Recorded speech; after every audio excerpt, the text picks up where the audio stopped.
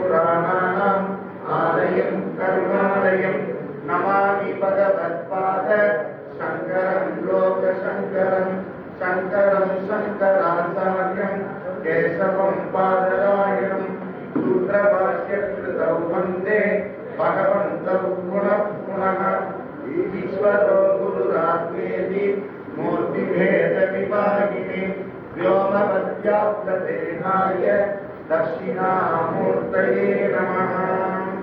ॐ सहना भवतु सहनौ भुनक्तु सह वीर्यं करवावहै तेजस्विनावधीतमस्तु मा विद्विषावहै। ॐ शान्ति शान्ति शान्ति। हरि ओम श्री गुरुभ्यो नमः। हरि ओम। श्लोकम 4 विद्यामुद्राक्षमालामृतकरविलसत् पारिवादो जजारे विद्यादानप्रवीणे जडबलिरमुगे यो विशीघ्रं नरेभ्यः कामादीनान्तरान् मत्सरजरिभुवनान् देवी विद्यां शुद्धां च बुद्धिं कमलदलैरे तत्परं देहि मह्यम्। இன்னும் அவருடைய கஷ்டங்கள் எல்லாம் சொல்றார்.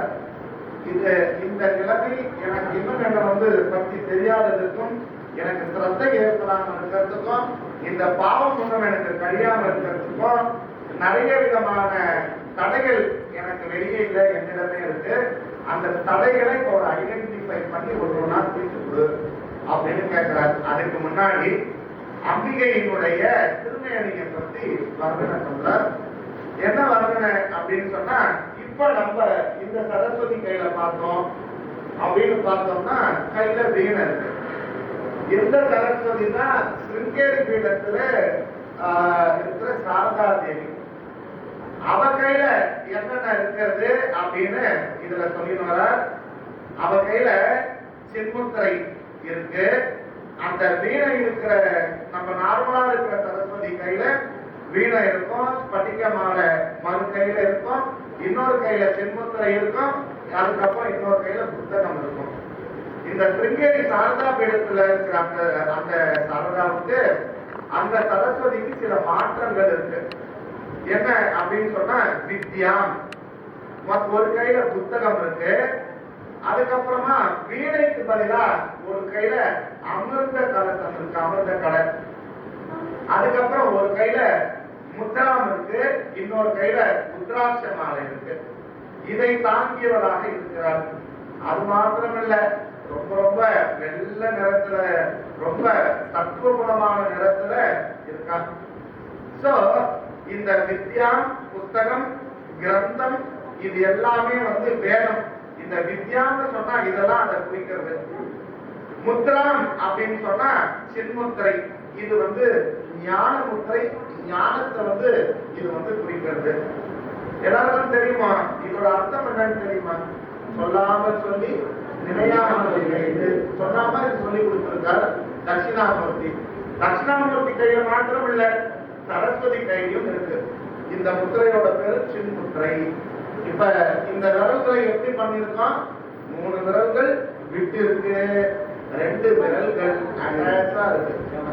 இந்த 3 விரல்கள் எது அப்படின்னு சொன்னா, இதுல ஸ்தூல சூக்ஷ்ம காரண சரீரத்தை நீக்கினால் அதில் உன்னுடைய ஜீவனை மனதை கொண்டு போய் ஆத்மாவிடம் ஒன்றிணைந்தால் நீயே அந்த பரபிரம்ம ஸ்வரூபம் உள்ள ஆகாசம், நீயே அந்த பரபிரம்ம ஸ்வரூபம். இன்னொரு விஷயம் என்ன அதுல சொல்றது அப்படின்னு சொன்னா, ஆணவம் கண்மம் மாயை மும்மலம் நீங்கிருக்கு அப்படின்னு சொன்னா, உன்னுடைய மனம் தூய்மையான மனமானது அந்த பரமாத்ம தத்துவத்தில் போய் சென்று ஒடுங்கி நீயும் அந்த இறைவனும் ஒன்று அப்படிங்கிறத பாலிக்கத்தான். அதுக்கப்புறம் இன்னொன்னு என்ன சொன்னா, you are the pure conscious. நீ வந்து ஓதி, யூ ஆர் நாட் த ஆர்டி, you are not the reflection consciousness. திருப்தியேவ நது திருஷ்யத்தே ரூபம் திருஷ்யம் லோச்சனம் திருகு தந்திருஷ்யம் திருத்து மானசம் திருஷ்யாதி பிரத்ய சாட்சி திருக்கேவ நது திருஷ்யத்தே. நீ வந்து திருக்கு நாட் திருஷ்யம், நீ காணப்படுகின்ற பொருள் அல்ல, நீ காணப்படுகின்ற அறியப்படுகின்ற பொருள் அல்ல, நீ அறிபடாத பொருள். நீயே அந்த அறிபவன். ஒரு பொழுதும் அறிபவன் அறிபவனை தெரிந்து கொள்ள முடியாது. நான் போயிட்டு என்ன பார்த்துக்கணும் அப்படின்னா, உங்களுக்கு ஒரு ரகசியம் இருக்கு. நீங்க இதுவரைக்கும் கேள்விப்படாத ரகசியத்தை சொல்றேன். இது வரைக்கும் யாருமே உங்களுடைய பேச நீங்க டைரக்டா நான் செய்யல. உங்க மூட்டையாளர் டைரக்டா பார்த்துருக்கீங்களா? கண்ணாடியில பார்க்கலாம். உங்க மூட்டை உங்க முன்னாடி நீங்களே உங்களுடைய கண்ணால் பார்த்துருக்கீங்க. நீங்க பெரிய எவ்வளவு பெரிய செல்வந்தனாக இருந்தாலும், நீ எவ்வளவு பெரிய அப்பாட்டக்கரா இருந்தாலும் மூஞ்ச கண்டமா உன்னால பார்க்கவே முடியும். சரி, அதை முடிஞ்சு இந்த கண்ணால நான் காண்ற காட்சியெல்லாம் அவ்வளோ கொள்ள கண்ணல இருந்துச்சு. இந்த கண்ணால உங்க கண்ணால உங்க கண்ணை பார்த்து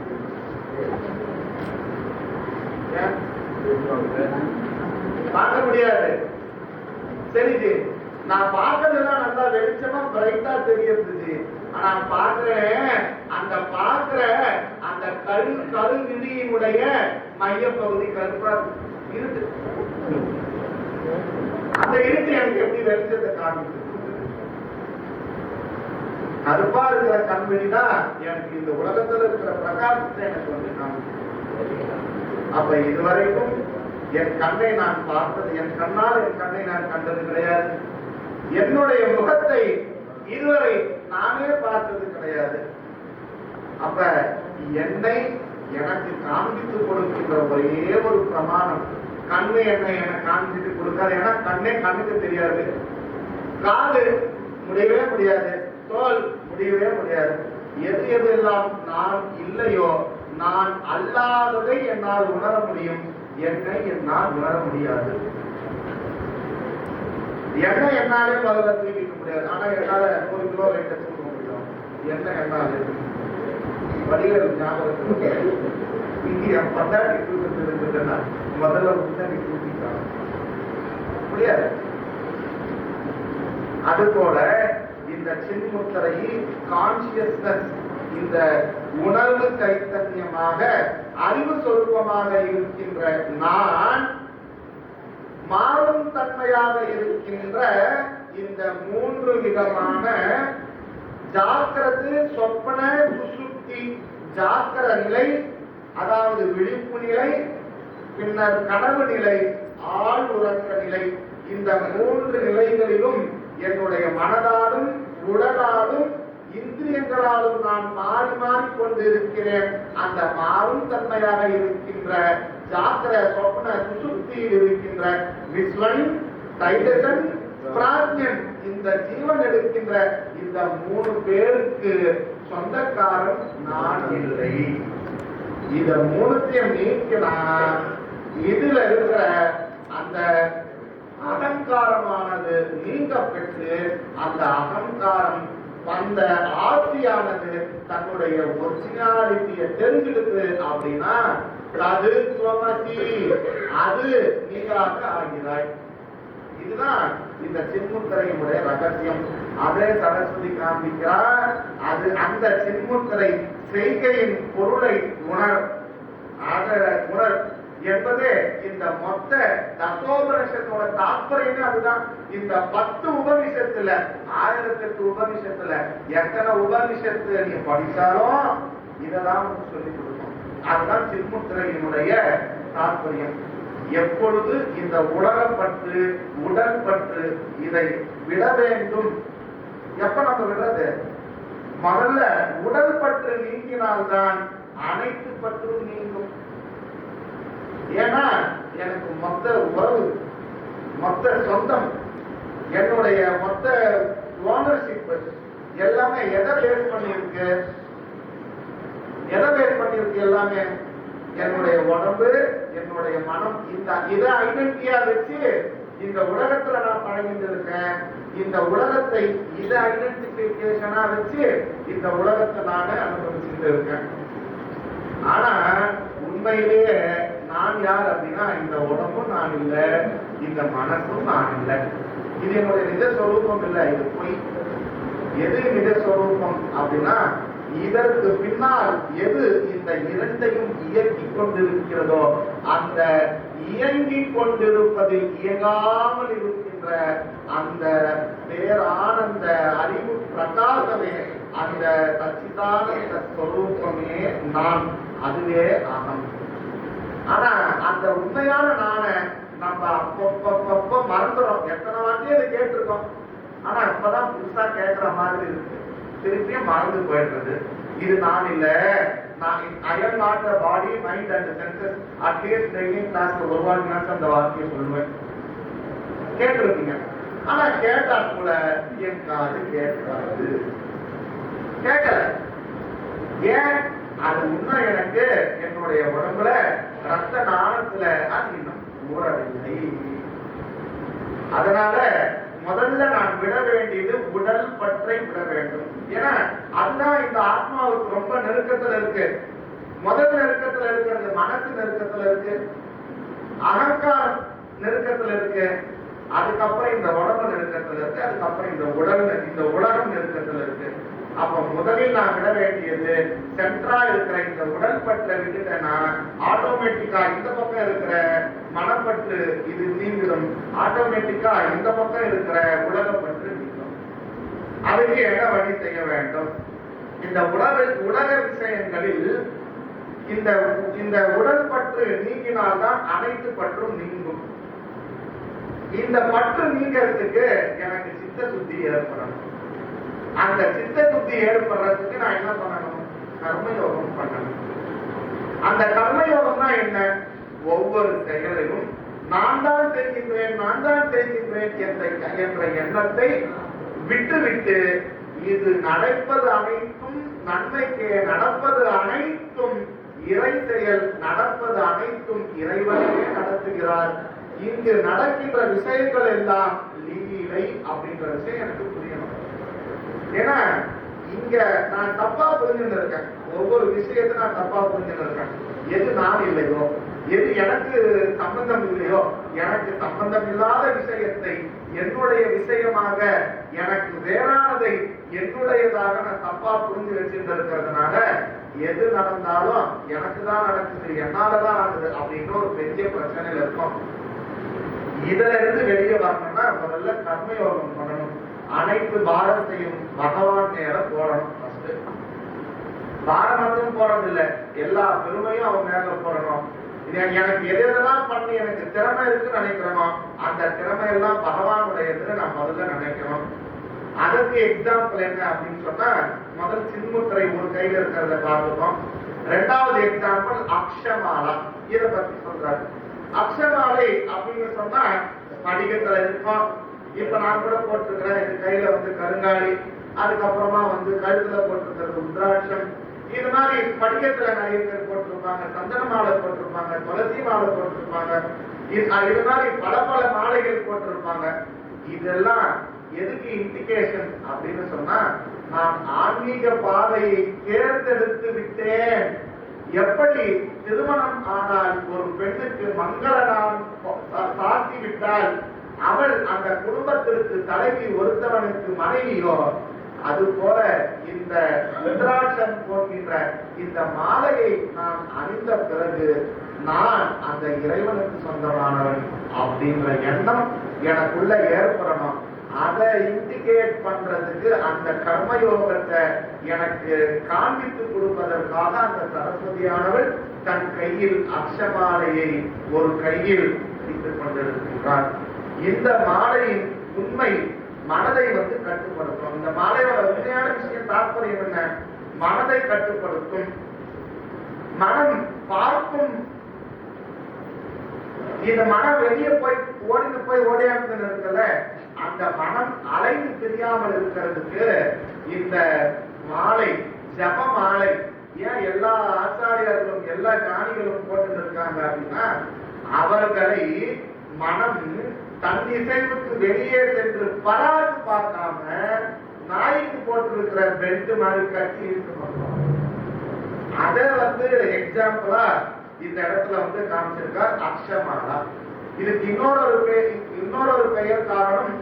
அக்ஷ அப்படின்னா கண்ணுன்னு அர்த்தம். அக்ஷ அப்படின்னா அக்னி நேத்திரம்னு அர்த்தம். இது யாரோட அக்னி நேத்திரம்? யாருக்கு அக்னி நேத்திரம் இருக்கு? ஈஸ்வரனுக்கு, சிவபெருமானுக்கு இருக்கு.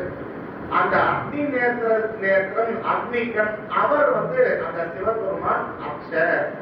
அவரை நம்ம இறைவனாக இந்த மணியில நம்ம பாவிச்சு, என்னால வெளியே போய் தூரமா போய் இறைவனை கும்பிட முடியல, எனக்கு இருக்கிற வேலை நேரத்துல காலையில இருந்து போய் சுவாமியை போய் நான் நேரா தரிசனம் பண்ணி என்னுடைய மனசை ஒருமுகப்படுத்த முடியல. நான் இருந்த இடத்திலேயே இருந்தபடி நான் இறைவனை நினைக்கின்றேன். இறைவன் இந்த மணி ரூபமாக 54 அக்ஷரமாக இந்த மணியில் இருக்கின்றார்.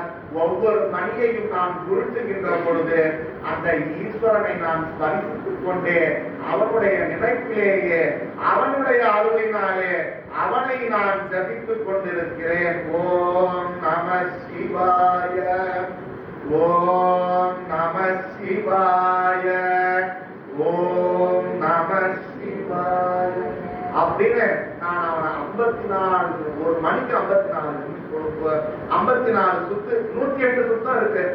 54 சுத்து நான் கிளாக் வைஸ் அந்த ஆன்டி கிளாக் வைஸ் 2 வாட்டி சுத்தணும்.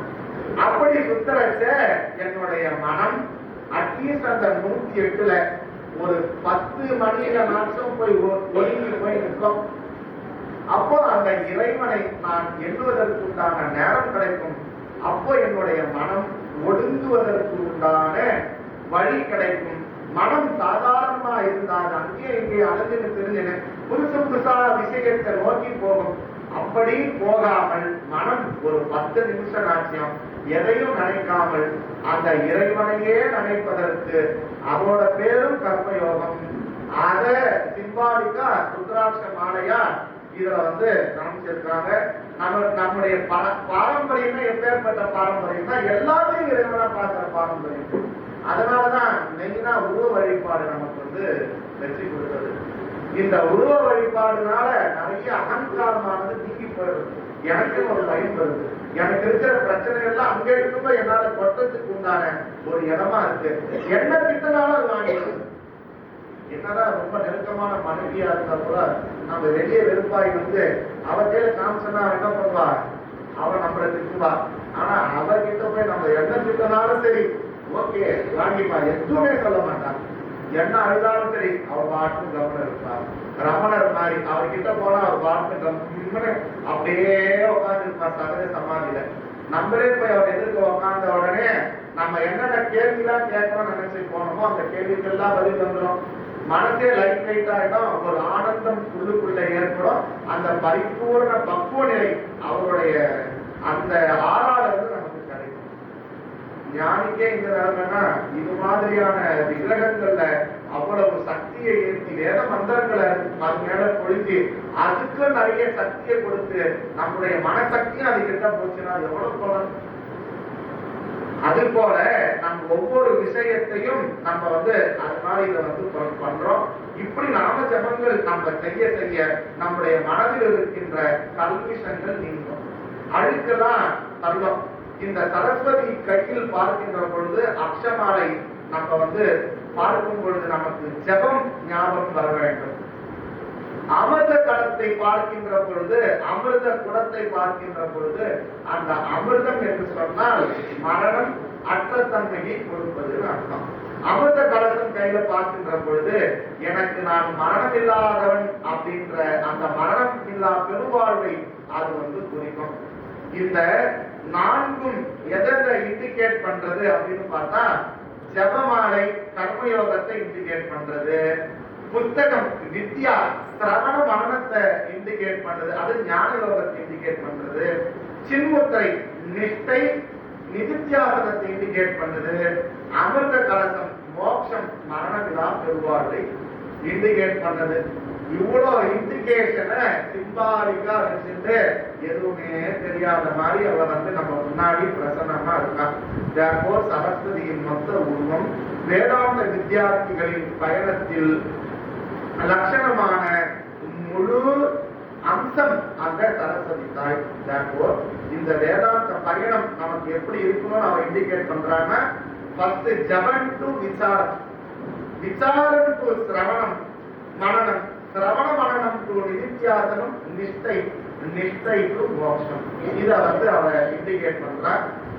விலசத்து பாணி பாதோ ஜாலே, விலசத்து மிளர்கின்றவளாக அவள் விளங்குகின்றாள். அவள் 4 கைகளிலும் பாணி பாதோ ஜலகம், ஜலகம் அப்படின்னா தாமரை. சரஸ்வதியின் கை எப்படி இருக்கு அப்படின்னு சொன்னா தாமரை போல, அவ்வளவு தாமரையினுடைய இதழ் போல அவ்வளவு மென்மையா இருக்கான், மிருதுவா இருக்கான். அதனால அவரோட பேர் என்னன்னா பாணி பாதோ ஜகம், பாதோஜ பாணி அவருடைய பேர். பாதோஜ பாணி. இது மாதிரி நிறைய பாணிகளுக்கு பேர் தெரியும். தண்டபாணி தெரியும், கோதண்ட பாணி தெரியும், சக்கரபாணி தெரியும், சூழபாணி தெரியும், சாரங்கபாணி தெரியும். இன்னைக்கு புதுசா நம்ம கேள்விப்பட்டிருக்கோம் பாணி, பாதோஜ பாணி. இன்னைக்கு இந்த பேரை நம்ம கேள்விப்பட்டிருக்கோம். 4 கைகளில் அக்ஷமாலை, வித்யா, சின்முத்திரை, அமிர்த கலசம் கையில் வைத்திருக்கும் தாமரை போன்ற மிருதுவான கைகளை உடைய சரஸ்வதி வாணி பிரம்ம கலைவாணி தாயே. இந்த வர்ணனம் எதுக்கு பண்றாரு? இந்த வர்ணனம் அப்படின்னா அடுத்தது இப்ப திருப்பி ப்ராஜெக்ட் போட்டு சரஸ்வதிக்கு கொடுக்க ஆரம்பிச்சிருக்கார். வித்யாதான பிரவீனே. பிரவீனேனா சிறந்தவள், திறமையானவள், very skilled person, talented person. இப்ப நல்லா படிக்கிற குழந்தை, அதுக்கு சொன்ன உடனே கப்புன்னு பிடிச்சிக்கிற குழந்தை, அது இல்லாத அந்த குழந்தையோட அம்மா அப்பா நல்லா படித்தவங்க, சொன்ன உடனே டீச் பண்ணி கொடுத்துருவாங்க. இது மாதிரியான குழந்தை தான் எங்க ஸ்கூல்ல சேர்க்கணும், அவங்களுக்கு தான் நாங்க சொல்லி கொடுப்போம். அப்படின்னா டீச்சர் எதுக்கு? டீச்சர் தேவையா? தேவையே இல்லையே. அம்மா அப்பாவே சொல்லி கொடுத்துட போறாங்க, சொன்னா கப்புன்னு பிடிச்சிருக்கோம். எது நல்ல ஸ்கூல், யாரு நல்ல டீச்சர் அப்படின்னா திறமையே இல்லாத, கிரகிக்கும் தன்மையே இல்லாத குழந்தைக்கு அந்த குழந்தைய சொல்லி கொடுத்து அந்த குழந்தை ஃபர்ஸ்ட் ரேங்க் எடுக்குதுன்னா அந்த டீச்சர் நல்ல டீச்சர். அது மாதிரி அறிவே இல்லாத என்னை இந்த அளவுக்கு ஆக்கி வச்சாலே அந்த சரஸ்வதி மாதா. she is a good teacher, talented in teaching.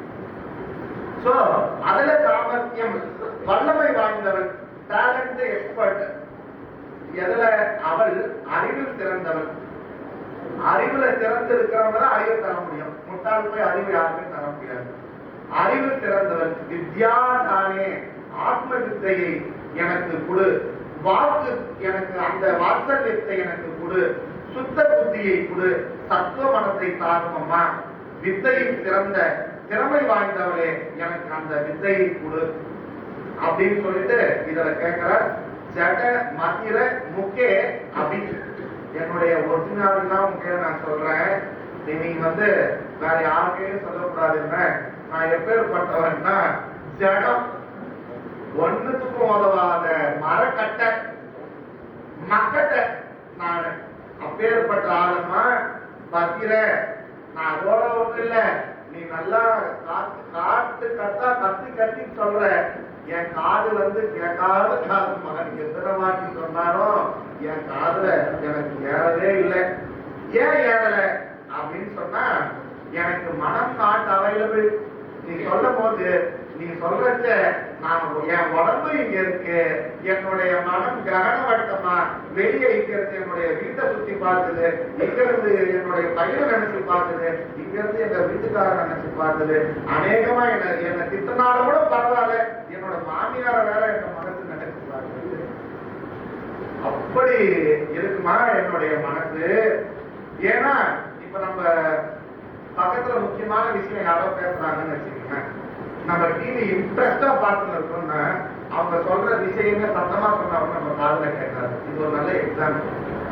அது போல நம்மளுடைய மனம் வெளியே எங்கேயாவது சுத்தின்னு இருக்கு அப்படின்னு சொன்னா நான் இந்த டீச்சிங்ஸ் வந்து என்னோட காதல வந்து ஏறவே ஏறாது. அதனால நான் கேளா செவி அப்படிப்பட்ட என்னையும் கூட கமலத ஜெயித்தார் படிக்க இந்த கூத்தனூருக்கு அழைத்து கொண்டு வந்தாயே, என்னே உன்னுடைய பெருமை அம்மா. நீயே பெஸ்ட் டீச்சர். பத்திர அமைதி இல்லாத மனதை உடையவன் நான். பதற மனசு எனக்கு இருக்குமா, எனக்கு முதல்ல அந்த மனத்தை வந்து சரி பண்ணி கொடு. இந்த பதற்றம் என்னுடைய மனசுல இருக்கிறதுனால எனக்கு இந்த ஞானத்தை பெறுவதற்கு அமைதியான மனதை தாருமா. அப்போ அதுக்கு அடுத்தது சொல்றார், முக்கிய நான் எப்பேற்பட்டவன்னா 1 நம்பர் ஊமை நானு. எப்ப ஊமை நானு? நீங்க கேள்விலாம் கிளாஸ்ல கேட்கறீங்களே, நீ சொல்லி கொடுக்குற, அப்ப நான் திருப்பி சொல்ல மாட்டேங்க. அப்ப நான் பெரிய 1 நம்பர் ஊமை நானு. ஆமா, அது போல நான் ஊமையா இருக்கேன். நீ உண்மையான ஊமையெல்லாம் கவி காளிதாசை எல்லாம் நீ பாட வச்சியே, பேச வச்சியே, இந்த கூத்தனூர்ல வட்டக்கூத்தருக்கு ஞானத்தை கொடுத்தையே தாயே, எனக்கும் அது மாதிரி ஏதாவது ஒரு தயவு புரிய மாட்டியாமா அபி, நீ அது மாதிரி தயவு புரிய மாட்டியான்னு நான் எதிர்பார்த்து கொண்டிருக்கிறேன். இதெல்லாம் எதுக்கு? நான் இது மாதிரியான விஷயத்துக்கு தகுதி இல்லை, நான் எதற்கும் தகுதி இல்லாதவன். உன்னை நான் சரணடைகின்றேன் அம்மா. என்னையும் கூட ஆட்கொண்டு இப்பேற்பட்ட புரிய முடியாத, காதால் கேட்க முடியாத இந்த கமலத ஜெயிதா என்கின்ற இந்த அஷ்டகத்தை கேட்பதற்கு உண்டான வழியை எனக்கு ஏற்படுத்தி கொடுத்தாயே தாயே, அதற்கு நான் உனக்கு நன்றி கூறுகிறேன் அம்மா. எனக்கும் இந்த தேவருக்கும் எட்டாத, அறிய முடியாத இந்த ஆத்ம ஞானத்தை எனக்கு கொடுத்தாயே, எனக்கு அதை நீ அருள வேண்டும் தாயே. அதுவும் எப்படி அருளும்? சீக்கிரம், ரொம்ப வேக வேகமா கொடுமா எனக்கு. காமாதியின் அந்தரான் நம் தகஜரி புதரான் தேவி நிர்மூல்ய வேகாத். எனக்கு குரு சாஸ்திர வாக்கியம் கேட்டு புரியும் சக்தியுடைய மனதை எனக்கு கொடு. மனம் குவிந்து கூர்ந்து கவனிக்கும் மனதை எனக்கு கொடு. இது எல்லாம் எனக்கு வரவில்லை என்றால் என்னிடம் சத்மலம் உள்ளது. எனக்கு இந்த 6 மலங்கள் இருக்கு. அந்த மலம் இருக்கிறதுனால எனக்கு எப்படி இந்த கண்ணாடியில புள்ளி புள்ளியா நிறைய கலரா தெரியுது. இந்த கண்ணாடியோட ரொம்ப மோசமா அழுக்கா இருக்குமா என்னுடைய மனசு.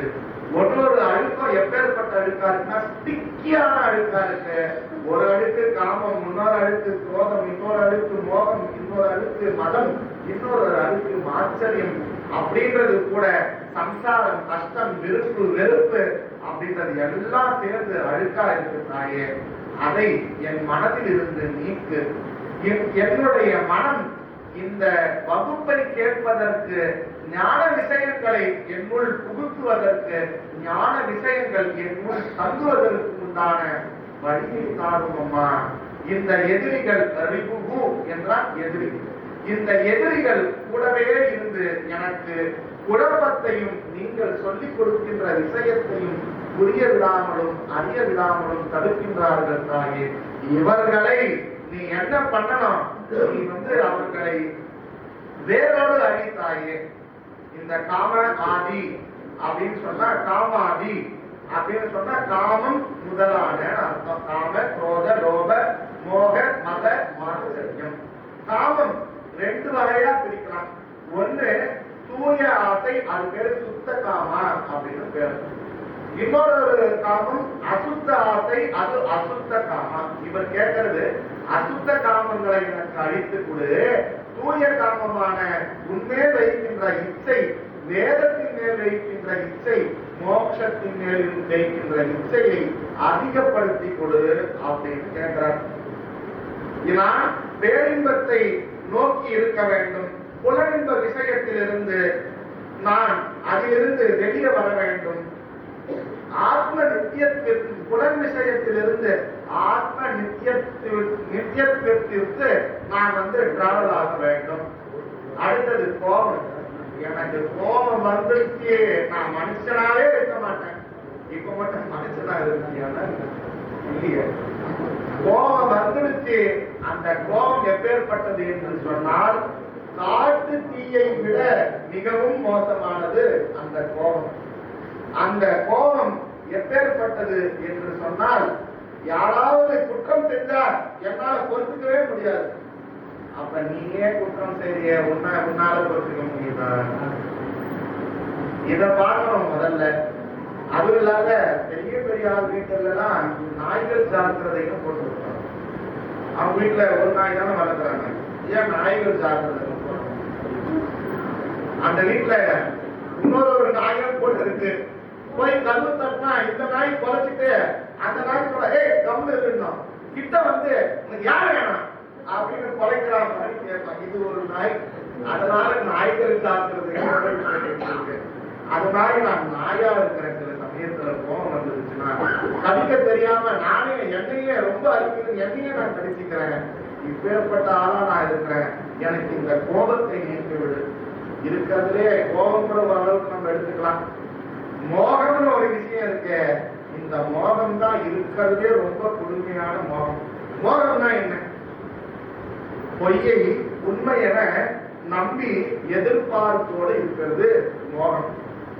எதிர்பார்த்தாலே என்ன நம்மளுக்கு வரும்? முதல்ல எதிர்பார்ப்பு அப்படின்னு வந்துச்சுன்னா முதல்ல வர்றது கோபம் தான் வரும். ஏன்னா எதுவும் நம்ம எதிர்பார்த்த மாதிரி கண்டிப்பா டைம் இந்த டைமுக்குள்ள கிளாஸ் படிக்கணும். ஆனா உள்ளுக்குள்ள கோபம் வந்து பொறுத்து உட்கார்ந்து இருக்கிறீங்க.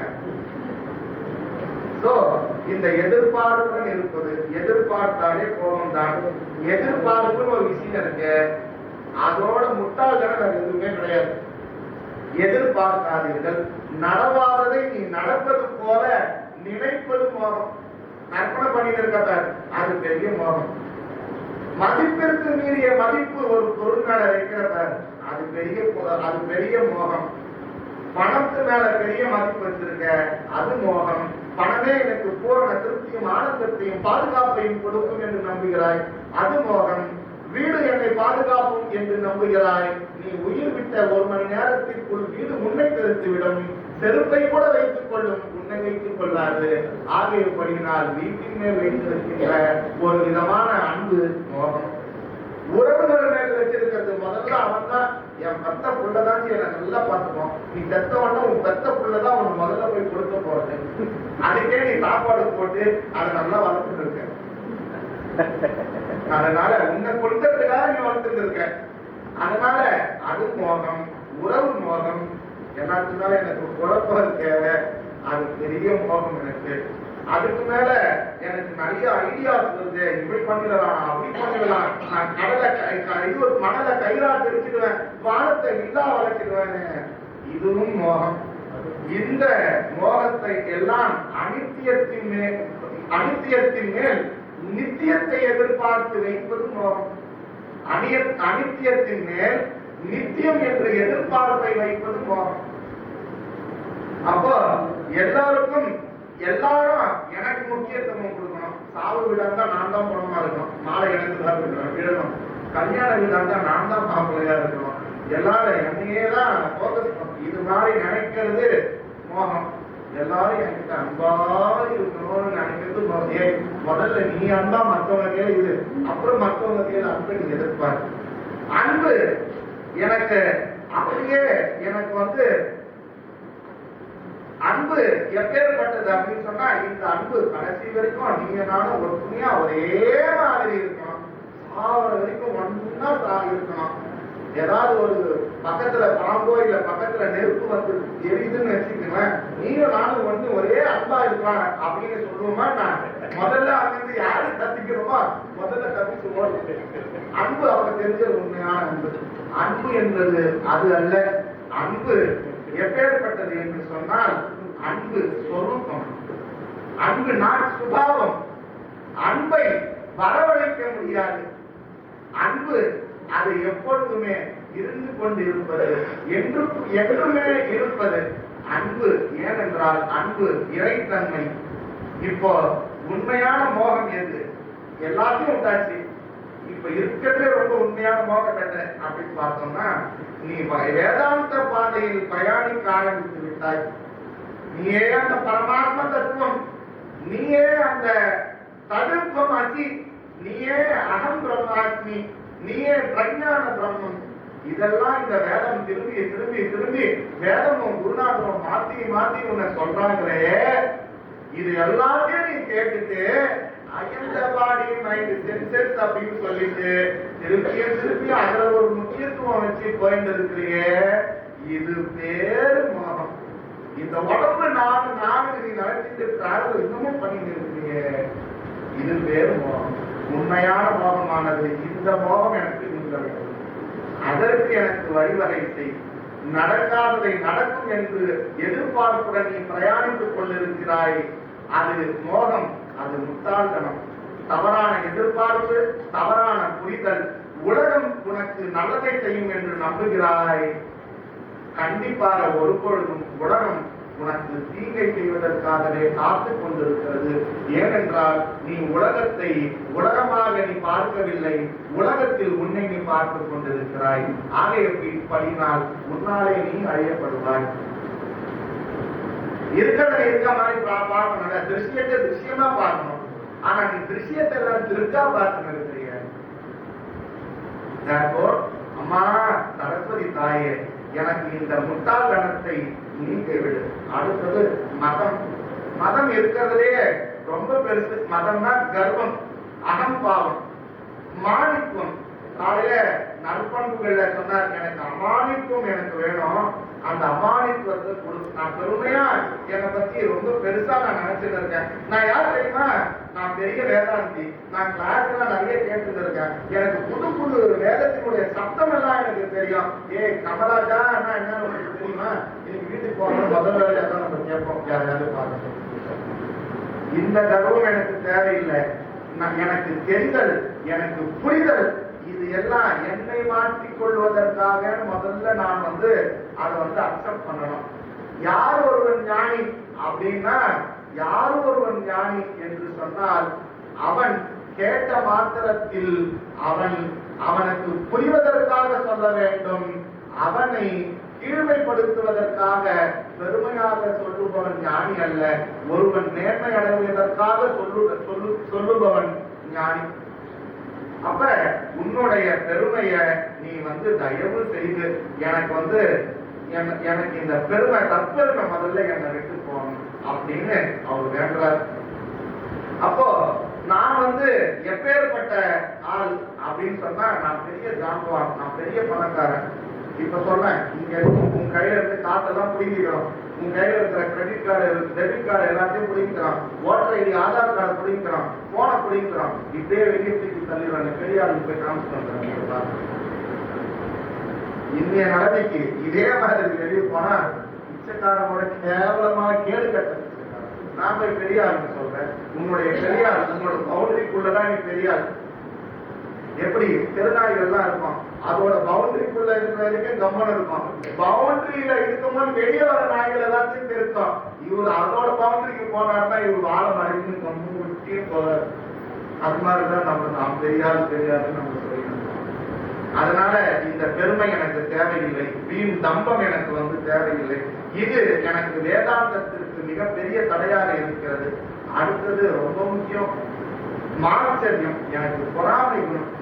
எனக்கு பொறாமலாம் இல்லை, எனக்கு யாரை பார்த்து நான் பொறாமையே தொட மாட்டேன். கொஞ்ச நேரம் கழிச்சு சொல்ற, பாருடி அவன் கஷ்டமே பட மாட்டான், ஆனா அவனுக்கு எல்லாம் நல்லா நடக்குது, எனக்கு ஒண்ணுமே. கொஞ்ச நேரம் பிரயாணிச்சு பார்த்தா தெரியும், இல்ல உன்னை ஒரு 10 நிமிஷம் பேச விட்டு பார்த்துட்டோம் அப்படின்னா நீ பேசுகின்ற பேச்சே உன்னை அளக்கும் அளவு. 10 நிமிஷம் தொடர்ந்து பேசிட்டனா நீ யாரும் என்னால கண்டிப்பா கண்டுபிடிச்சிடும். என்ன பிரகாஷ்?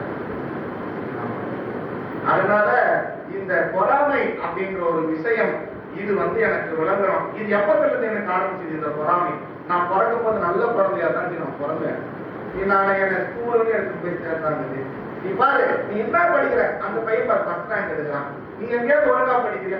அந்த ஃபர்ஸ்ட் ரேங்க்ல ஆரம்பிச்சது இன்ன வரைக்கும் அவர் பாரு பக்கத்து வீட்டுக்கார், அந்த வீட்டம்மாக்கு இந்த புடவை வாங்கி கொடுத்தார், இந்த கார் வாங்கி, நீ எடுத்திருக்கிற என்ன புரோஜனம், உனக்கு கட்டி என்ன தொடர்த்த நான் பண்ணேன். இது வரைக்கும் எனக்கு அந்த பொறாம, பக்கத்து வீட்டுல பக்கத்து வீட்டு ஸ்டூடெண்ட் எதிர்கடக்கார், எதிர்விட்டுக்கார், இதெல்லாம் மீறி எனக்கு வந்திருக்கு. இதெல்லாம் எனக்கு எப்ப நீங்கும்? இதெல்லாம் ஒரு ஒண்ணுமே இல்லை, இது மண்ணு, இதுக்கு ஒரு ஒரு சத்தே கொடுக்க கூடாது அப்படின்னு எண்ணம் எனக்கு எப்பொழுது தோன்றும் என்று சொன்னால், இந்த வேத விஷயங்களானது எனக்குள் புரிய புரிய புரிய புரிய அப்பதான் தோன்றும். இல்லைன்னா அவரு கல்யாணத்தை அது மாதிரி பண்ணாரு பக்கத்து வீட்டுக்காரு, நான் பாரு 35 வகையான சாப்பாடை போட்டு இந்த கேட்டரிங் வச்சு நான் பண்றேன்னு பண்ணுவோம். கல்யாணம் வரைக்கும், குழந்தை கல்யாணம் வரைக்கும் அது நடந்தது. அதனால காமாதி நாந்தரான், காமத்தின் எதிரிகள் எங்க இருக்காங்க? எனக்கு இந்த காமவாதி அப்படின்ற எதிரி வெளியே இருக்காங்களா, எங்க இருக்காங்க? ஆந்தரான் எனக்குள்ள இருக்கிறாங்க. ரிபு, இவர்கள் எல்லாம் ஆன்மீகத்திற்கு பகையாக இருக்கிறார்கள். அம்மா தாயே சரஸ்வதி, இந்த காமவாதிகளை என்னிடம் இருந்து நீக்கு. அதுவும் எப்படி நீக்கு? இப்ப யாருக்காவது கேன்சர் கட்டி வந்திருக்கு அப்படின்னா பாதி அறுத்து விடுவாங்களா, எப்படி எடுப்பாங்க? அது வேலை எங்கெல்லாம் போதோ அது வரைக்கும் ஃபுல்லா நோண்டி எடுத்து அதை தூக்கி தூரப்படுத்துவாங்க. அது மாதிரி எனக்கு இருக்கிற இந்த காமவாதிகளை வேரோடு நீ அறுத்து விடுத்தாயே. எனக்கு இதெல்லாம் இருக்கிறது அப்படின்னு விஷயம் என்னால முதல்ல ஐடென்டிஃபை பண்றதுக்கு உண்டான சக்தியை முதல்ல கொடு. நம்ம கிட்ட இருக்கிற ஒரே பிரச்சனை என்ன தெரியுமா? எனக்கு கோபம் வருது அப்படின்ற விஷயத்த நான் என்னால ஐடென்டிஃபை பண்ண முடியல. அப்புறமா தானே கோபம் வரது அடக்கிறதா வேணாமான்னு நம்ம பண்ண முடியும். என் கையில இருக்கிற டாம்பரிகம் எனக்கே தெரியல. என்ன அறியாமலே ஒவ்வொருத்தரும் கிட்டப்ப என்னை பத்தி பெருமையாவே கடப்பையா அந்தாலும் வந்தாங்க, அவனை பத்தியே பெருமையா பேசுவாங்க. ஒண்ணுமே வேலையே இல்லை. என்னுடைய உள்ள இருக்கிற கேரக்டர் இது என்னை அறியாமலேயே ஆட்டோமேட்டிக்கா என்னதான் போட்டு கவுத்து வச்சாலும் கடந்த உடனே அதனுடைய ஸ்மெல்லு கண்டிப்பா வர செய்யும். அதனால இது எல்லாம் எனக்கு தடையாக இருக்கிறது. நிர்மூழ்கிய எனக்கு இதை வேரோடு அறுத்து விடு. அதுவும் எப்படி?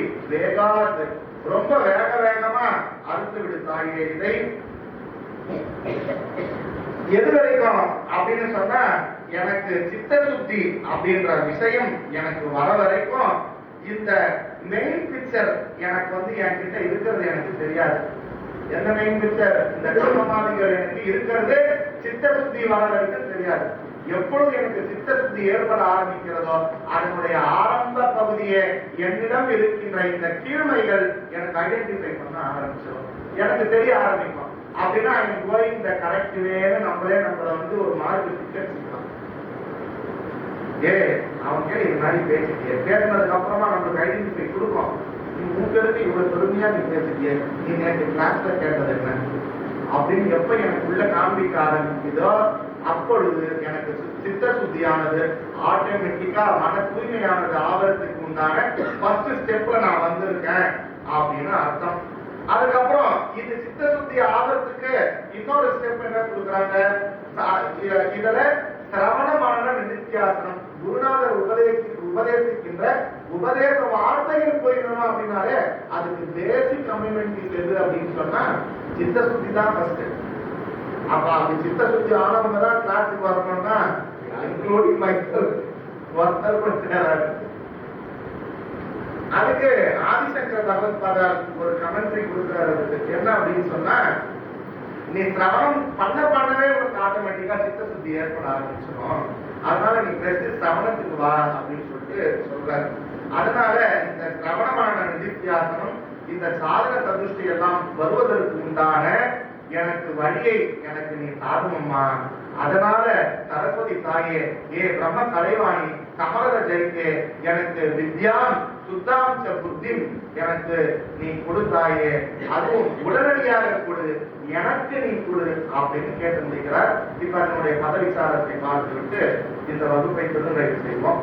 வித்யாம் முத்ராட்சமாலாம் கடவிலசத் பாணிபாதோம் ஜஜாலே வித்யாதான பிரவீணே யவதிரமுகே யோதிஸ்ரீ கர்மதேவ்யஹ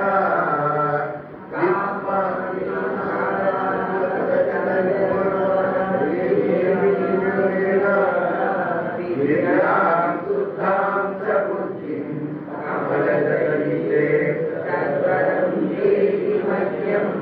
காமாதி நாந்தரான் மத்தகஜ ரிபுவரான். அதுக்குதான் இந்த பாடல் சொன்னது. ஆசை கடலில் அகப்பட்டு அருளற்ற அந்தகன் கை பாசத்தில் அல்லல் பட இருந்தேனை நின் பாதம் எனும் வாச கமலம் தலைமேல் வலிய வந்து ஆண்டு கொண்டாய். இவர் எனக்கு ஆண்டு கொள்ளேன்னு இவர் கேட்கிறார். இவரு என்ன சொல்றார்? இவர் அதுக்கு அடுத்த ஸ்டேஜில் இருக்கிறவர். இந்த சாதன சதுஷ்டையும் இந்த அதிகாரித்துவத்துல இவர் நெக்ஸ்ட் ஸ்டேஜில் இருக்கிறவர். எனக்கு அந்த எல்லாம் எனக்கு கொடுத்து நீ ஆண்டு கொண்டாய், வலிய வந்து ஆண்டு கொண்டாய், அந்த நேசத்தை என் சொல்லுவேன் ஈசர் பாகத்து நேர் இடையே அப்படின்னு சொல்றார். இதெல்லாம் அவருக்கு ஏன் வந்தது அந்த ரீசன் இதுல சொல்றார். அன்றே தடுத்து என்னை ஆண்டு கொண்டாய், கொண்டதல்ல என் கை நன்றே உனக்கு இனி நான் என் செய்யணும் நடு கடலில் சென்று வீணினும் கரை ஏற்றுகை நின் திருவுளமே ஒன்றே பலவே உருவே அருவே என் உமையவரே. எனக்கு என்ன ஆகணும்? அம்மா தீயின் மேல் இட்டிடும் ஜெய சக்தி என எதுல கேட்டோம்? லலிதா நவரத்ன மாலையில வரும். அம்மா என்ன தீயில இட்டாலும் அப்ப கூட நான் திடமாய் விட்டேன். அம்மா ஜெய சக்தின்னு உன்னை நான் வந்து சொல்லணும். அந்த மன திடத்தை எனக்கு கொடு அப்படின்றத இதுல சொல்லியிருக்கார். இதுல நம்ம பதவிக்காரத்துக்கு போவோம். வித்யா புஸ்தகம் சுருகி முத்ரா சின்முத்திரை அக்ஷமாலா ஜப ருத்ராட்ச மாலை அமிர்த கலசம் விளக்கத்து ஒளி பொருந்திய விழுகின்ற பாதோ ஜாலே வாணி ஜக ஜாலே தாமரை மலர் வாணி கை பாதோ மென்மையான தாமரை மலருக்கு ஒத்த மென்மையான கைகளை உடையவளே. வித்யா தான பிரவீனே திறமையானவளே. எதிர் திறமை? வித்யா தான ஆத்ம வித்தையை தருவதில் ஆத்ம வித்தையை அருளுவதில் திறமையானவளே. ஜடமாகிய பதிர அழைப்பாயும் மனதுடைய முக்கிய கேட்டதை மீண்டும் சொல்ல தெரியாத ஊமை போல அபிநதேத்யா நான் இருக்கிறேன், அதனால் உன்னை சரணடைகின்றேன். சீக்கிரம் எனக்கு வித்யாதானத்தை வேகமாக சீக்கிரமாக அருளேன். காமாதியின் அந்தரான் காமமாதிகள் முதலானவற்றை அந்தரான் என் மனதில் உள்ளே மத்தகத ரிபுவரான் எதிரிகள் இந்த காமம் முதலான எதிரிகள் என் வசம் நிலையாக சகஜ நிலையில் நான் அறியாமல் என்னிடமே உள்ளனர். தேவி நிர்மூல்ய தாயே தேவி சரஸ்வதி அந்த எதிரியை நிர்மூல்யம் நாசம் வேறுடன் அழித்துவிடு. எப்படி? வேகமாக உடனடியாக அழித்துவிடு. ஏன் உடனடியாக அழிக்க சொல்றாரு? என் மனசு மாறத்துக்குள்ள இது அழிச்சிடு. அதுவும் இல்லாத எனக்கு கொடுக்கப்பட்டிருக்கிற ஆயுள் அது வந்து அன்பிரடிக்டபிள். எப்ப வரும் எப்ப போகும் எனக்கு தெரியாது. அதனால எனக்கு உடனே சீக்கிரமா கொடு. வித்யா சுத்தாம்ச புத்தி கமல விதைத்தே சத்வரம் தேதி மத்தியம் ஆத்ம வித்தையும் அதை வெறும் தூய்மையான மனமான தத்துவ குணத்தையும் எனக்கு நீ உடனே தாழ்வம்மா. கலை மகளே பதவிசாரம் ஓலைச்சுவடியை சுருதியை சின்முத்திரையை அக்ஷமாலை ஜபமாலை அமிர்த கலசம் ஆகியவற்றை 4 கைகளில் ஏந்தியவளே. தாமரை போன்ற மிருதுவான கைகளை உடைய சரஸ்வதியே நீயே அதை தாங்குகிறாய். நீ வித்தையில் சிறந்தவள். எனவே நீ மனதுணைய செவிட்டு காதுகளை உடைய அடங்காத மனதை உடைய எனக்கு வித்தையை தந்து உன் திறமையால் அருள் புரி சீக்கிரமாக. மேலும் காமவாதிகள் என்னுடனே இருந்து என்னை அழிக்கின்றன, அதை நீ வேறுடன் அகற்று. பின்னர் சீக்கிரமாக ஆத்ம வித்தை பெறும் தூய மனதையும் தத்துவ குணத்தையும் எனக்கு உடனே தார். கமலதைத்தே. ஓம் பூர்ணமத பூர்ணமிதம் பூர்ணாத் பூர்ணமுதச்யதே பூர்ணஸ்ய பூர்ணமாதாய பூர்ணமேவாவசிஷ்யதே. ஓம் சாந்தி சாந்தி சாந்தி. ஹரி ஓம். ஸ்ரீ குருப்யோ நமः. ஹரி ஓம். மூர்த்தி எல்லாம் பாடி எங்கள் மோனகுரு பாடி அருள் வார்த்தை என்றும் பாடி அன்பர் வாடி பராபரமே. जय बोल सद्गुरुनाथ महाराज की जय।